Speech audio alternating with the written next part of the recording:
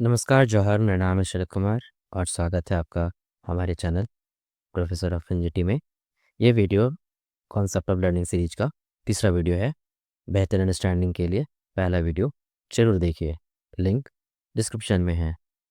आज का हमारा टॉपिक अप्रोचेस टू लर्निंग या स्कूल्स ऑफ साइकोलॉजी है, जिसको हिंदी में सीखने के दृष्टिकोण या मनोविज्ञान के विद्यालय के रूप में भी कहते हैं।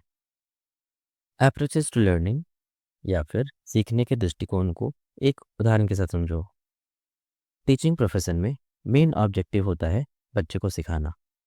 कोई बोलता है बालक के व्यवहार में परिवर्तन कर दो, कोई बोलता है बालक के बुद्धि का विकास कर दो तो लर्निंग हो जाएगा, कोई बोलता है कि बालक को इस योग्य बनाना कि वो अपने ज्ञान का निर्माण स्वयं कर सके, तो हम उसको लर्निंग कहेंगे। यही डिफरेंट अप्रोचेज है, गोल एक ही है, वो है लर्निंग यानी अधिगम। और डिफरेंट अप्रोचेस की चर्चा हम आने वाले स्लाइड्स में बेहतरीन तरीके से करेंगे। इसको हम स्कूल्स ऑफ साइकोलॉजी भी कहते हैं, मनोविज्ञान के विद्यालय। सबसे पहले स्कूल्स ऑफ साइकोलॉजी का मतलब समझते हैं। मान लो तुम्हारा एक कॉन्सेप्ट है कि सारे लोग नेचर के बहुत अच्छे होते हैं। अगर इसी सोच को फॉलो करने वाले 10-15 लोग और मिल जाए और आपके इस आइडिया को आगे बढ़ाए, उस पर रिसर्च करे और कुछ थ्योरीज बना दे, तो मुबारक हो, आपने एक नया स्कूल ऑफ थॉट का निर्माण किया है और आप इसके संस्थापक हैं और कुछ इस स्कूल ऑफ थॉट के फॉलोअर्स बन गए हैं। यानी स्कूल ऑफ साइकोलॉजी का मतलब होता है एक ग्रुप ऑफ साइकोलॉजिस्ट जो एक जैसी सोच और एक जैसी आइडिया को फॉलो करते हैं। और यहाँ पे डिफरेंट डिफरेंट स्कूल्स हो सकता है, जिसकी चर्चा हम नेक्स्ट स्लाइड में करते हैं। इस स्लाइड में हम डिफरेंट अप्रोचेस टू लर्निंग और डिफरेंट स्कूल्स ऑफ साइकोलॉजी को देख सकते हैं, जो कि इस प्रकार है। और आने वाली वीडियोस में हम विस्तार पूर्वक इनकी चर्चा करेंगे।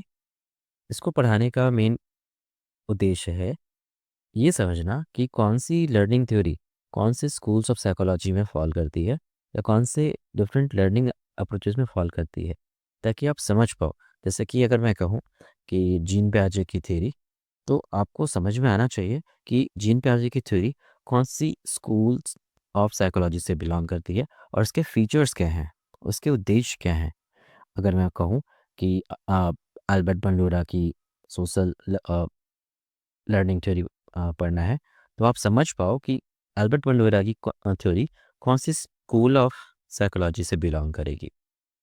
उसी प्रकार अगर मैं कहूँ कि ट्रायल एंड एरर थ्योरी आपको पढ़ना है, तो ये समझ पाओ कि ट्रायल एंड एरर थ्योरी कौन सी स्कूल ऑफ साइकोलॉजी से बिलोंग करती है।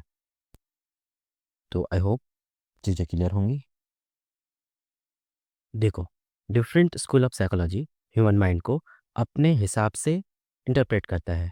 हर स्कूल ऑफ साइकोलॉजी का एक यूनिक कॉन्सेप्ट, यूनिक डिफिनेशन है माइंड को समझने का। लेकिन यहाँ ध्यान या याद रखने वाली बात है, ये स्कूल मेंटल स्ट्रक्चर की बात करता है, बायोलॉजिकल स्ट्रक्चर की नहीं। तो चलिए बढ़ते हैं अगले स्लाइड की ओर, जो कि है स्ट्रक्चरलिज्म यानी संरचनावाद। जब भी स्ट्रक्चरलिज्म का नाम आता है तो एक नाम सबसे ऊपर रहता है, वो है जर्मनी के महान मनोवैज्ञानिक विल्हेम वुंड का। इनको फादर ऑफ साइकोलॉजी भी कहा जाता है।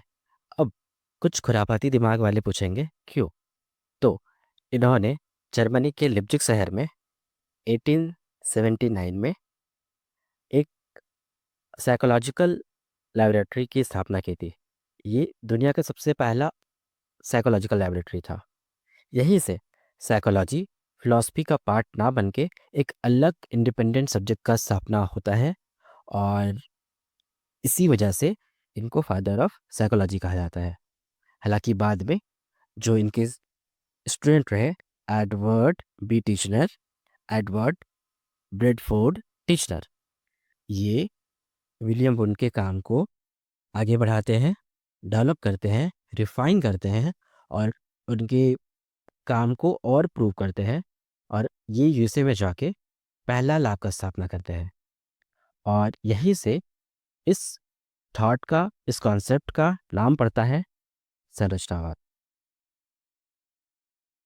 फिर से रिपीट करता हूँ, दुनिया का पहला लैब, साइकोलॉजिकल लैब का स्थापना विलियम वुड जर्मनी में करते हैं, जर्मनी के लिप्जिग शहर में।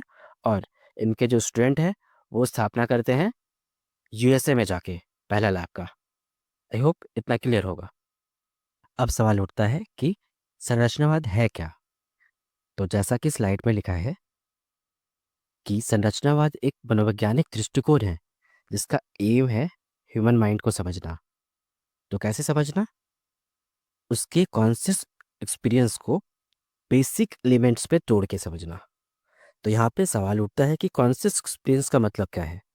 तो कॉन्शियस एक्सपीरियंस का मतलब है कि किसी चीज़ को जब हम फील करते हैं, देखते हैं, सुनते हैं और उस वक्त हम कंप्लीटली अवेयर रहते हैं, मतलब हम कंप्लीटली माइंडफुल रहते हैं, उस मोमेंट को डायरेक्टली फील या अनुभव करते हैं, तो उसको हम कहेंगे कि ये कॉन्शियस एक्सपीरियंस है। इसको हम डायरेक्ट लर्निंग भी कहते हैं, याद है जो हम डिफिनेशन में बताए थे।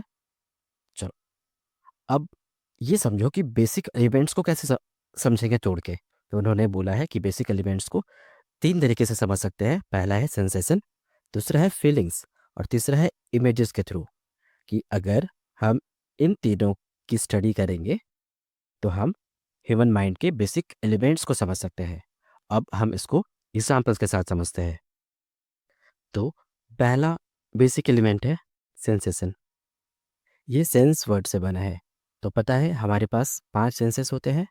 पहला है साइट, दूसरा है सुनना, तीसरा है स्मेल, चौथा है टेस्ट और पांचवा है टच। तो हमारे पास टोटल पांच सेंसेस होते हैं। तो इन्होंने कहा है कि ह्यूमन माइंड को हम बेसिक एलिमेंट्स पे तोड़ के समझेंगे। तो चलो उसको एग्जाम्पल के साथ समझते हैं। मान लो आपके पास चाय या कॉफ़ी है, तो आपको कैसा महसूस हो रहा है? तो उसको हम फाइव सेंसेस के साथ समझते हैं। अगर आप कहोगे कि चाय गर्म है, तो ये टच सेंसेशन है। अगर चाय का रंग डार्क ब्राउन है, तो इसको हम विजुअल सेंसेशन के रूप में रखेंगे। अगर चाय का स्मेल, खुशबू कड़क है, तो ये स्मेल सेंसेशन है। और इसका स्वाद मीठा या कड़क है, तो इसको हम किस में रखेंगे? टच सेंसेशन में। बिल्कुल सही। दूसरा बेसिक एलिमेंट है फीलिंग्स। तो सेम एग्जांपल्स के साथ आगे बढ़ते हैं। अगर मान लो चाय या कॉफ़ी पीते हुए आपको कैसा फील हो रहा है, तो आप कहोगे कि मुझे ताजगी या फिर एक्टिव फील हो रहा है, तो इसको हम कहेंगे फीलिंग्स।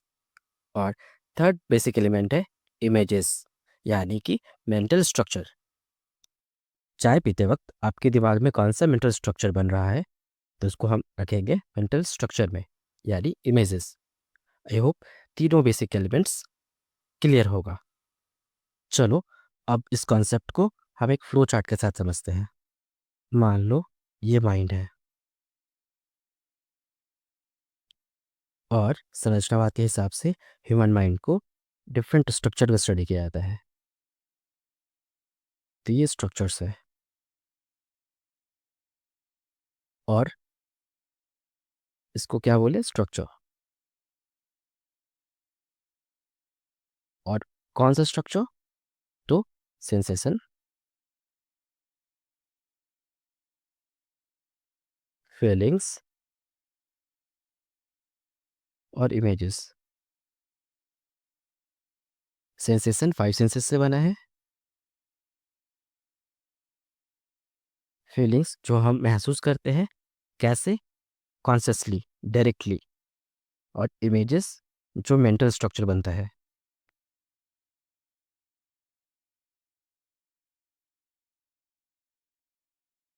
और इसको हम क्या कहते हैं? Basic elements.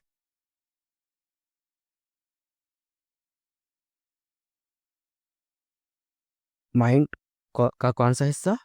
Conscious mind.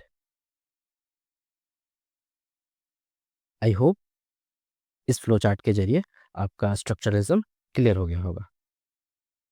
अब हम इसके कोर प्रिंसिपल्स को समझते हैं। पहला है इंट्रोस्पेक्शन, यानी लुक इन विद इन, अपने मन के अंदर झांकना। आत्मनिरीक्षण के माध्यम से हम बेसिक एलिमेंट्स को समझते हैं और सेल्फ ऑब्जर्वेशन करते हैं अपने कॉन्शियस एक्सपीरियंस को। जैसे कि आप ताजमहल को देख के फील कर रहे हो, वो आपसे बेहतर कोई और नहीं बता सकता। इसीलिए इंट्रोस्पेक्शन मेथड पे बहुत ही ज़्यादा फोकस किया गया है स्ट्रक्चरलिज्म में। दूसरा प्रिंसिपल है फोकस ऑन स्ट्रक्चर्स।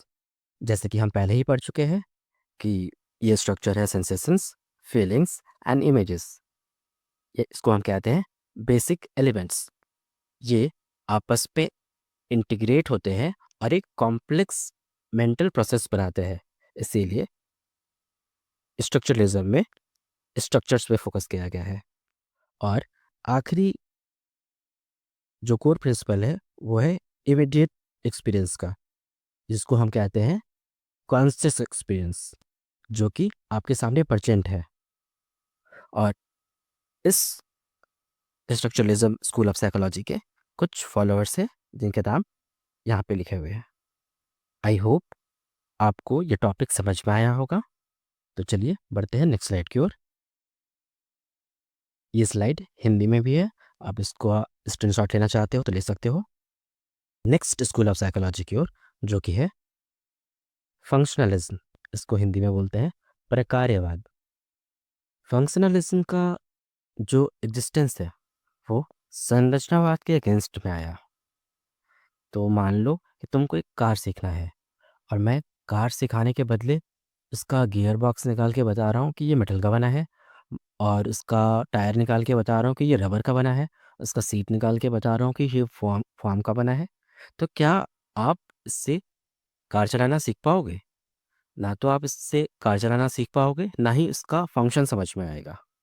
और यही गलती कर रहे थे संरचनावाद में विलियम वुंड और टिचनर। वे माइंड को छोटे छोटे पार्ट्स में तोड़कर समझ रहे थे, और उनका मेन टूल क्या था, याद है? इंट्रोस्पेक्शन। और इसमें सबसे बड़ा प्रॉब्लम रहा कि ये बहुत ही ज़्यादा सब्जेक्टिव है। मान लो एक गुलाब का पेड़ है, उस गुलाब के पेड़ को एक प्रेमी अलग तरीके से देखेगा, एक माली अलग तरीके से देखेगा, एक वैज्ञानिक अलग तरीके से देखेगा, और एक अ, जानवर वो अलग तरीके से देखेगा। उसके लिए फूड है जानवर के लिए। तो एक ही चीज़ और सबके लिए, सब लोगों के लिए अलग अलग डिस्पेक्टिव रखता है। तो सबसे बड़ा प्रॉब्लम ये था। और दूसरा सबसे बड़ा इशू ये था कि ये बहुत ही लिमिटेड लोगों के लिए था। अ, जैसे कि मान लो कि बच्चों का क्या बच्चे इतना डिटेल से बता पाएंगे कि वो क्या फील कर रहे हैं? मान लो मेंटल इलनेस वाले लोग हैं, क्या वो एक्सप्रेस कर पाएंगे, वो बता पाएंगे कि क्या फील कर पा रहे हैं?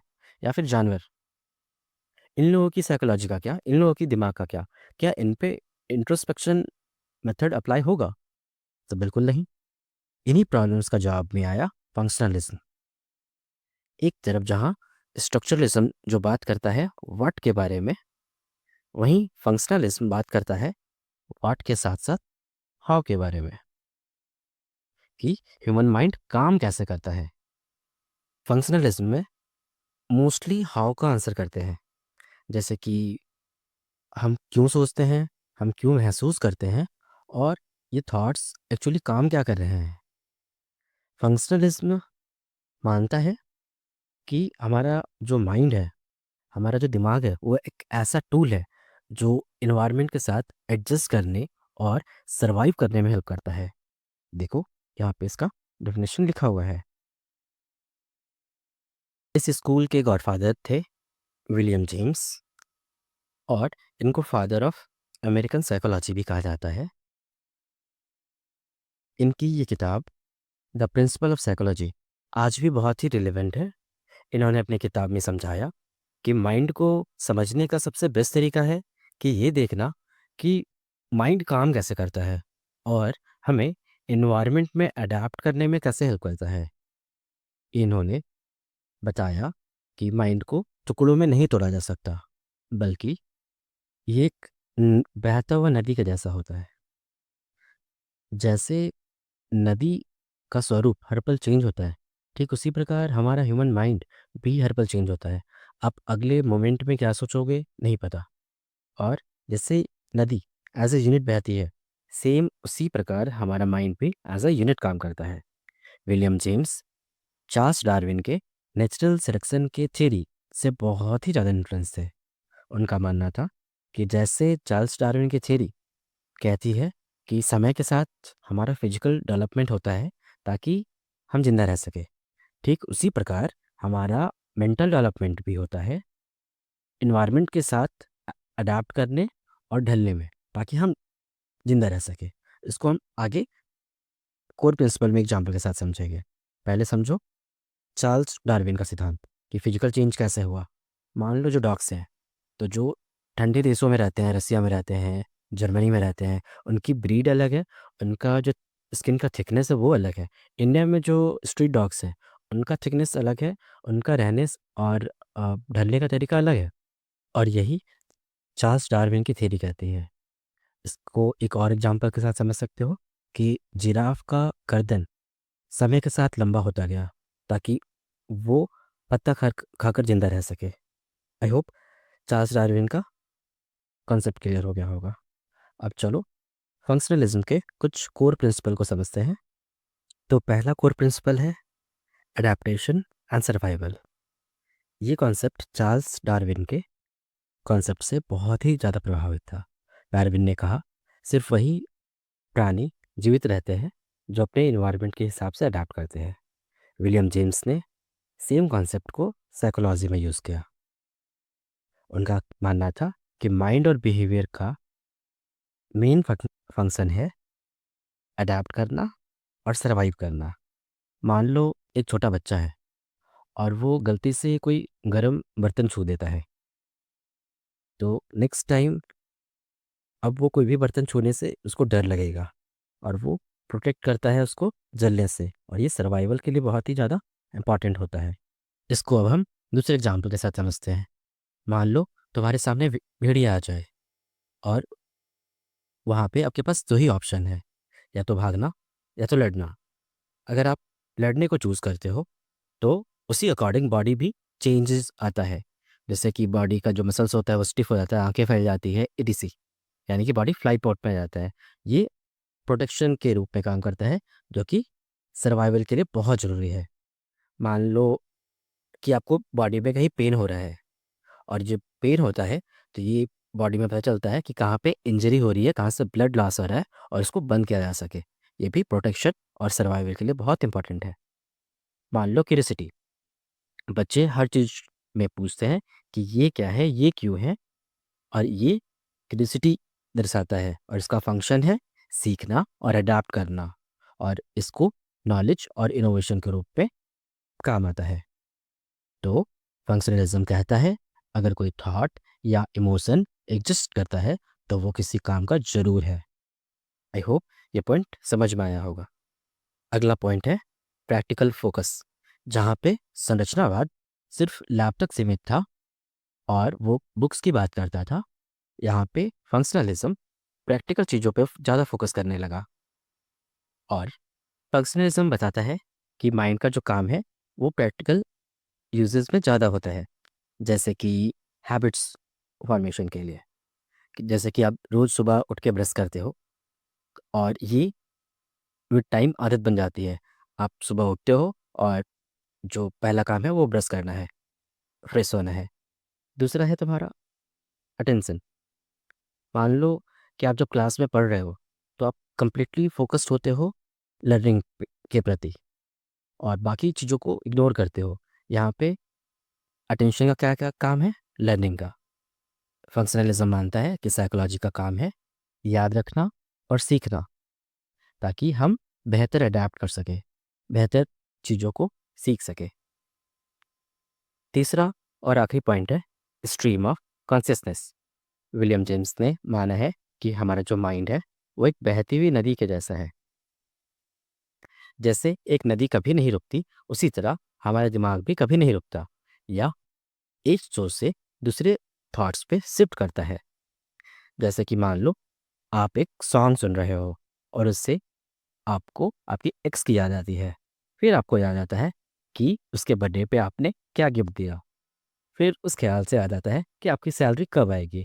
देखा, थॉट्स कंटिन्यूअसली फ्लो या चेंज कर रहे हैं। यही बेसिक काम है माइंड का। मुझे उम्मीद है इस वीडियो से आपको स्ट्रक्चरलिज्म और फंक्शनलिज्म को बेहतर समझने में मदद मिला होगा। अगर कोई सवाल है इस टॉपिक से रिलेटेड, या मुझसे कोई डिटेल मिस हो गया हो, या फिर आपके पास कोई नई जानकारी हो, तो कमेंट बॉक्स में ज़रूर बताएं। मिलते हैं नेक्स्ट वीडियो में। तब तक पढ़ते रहिए, सीखते रहिए। पीस।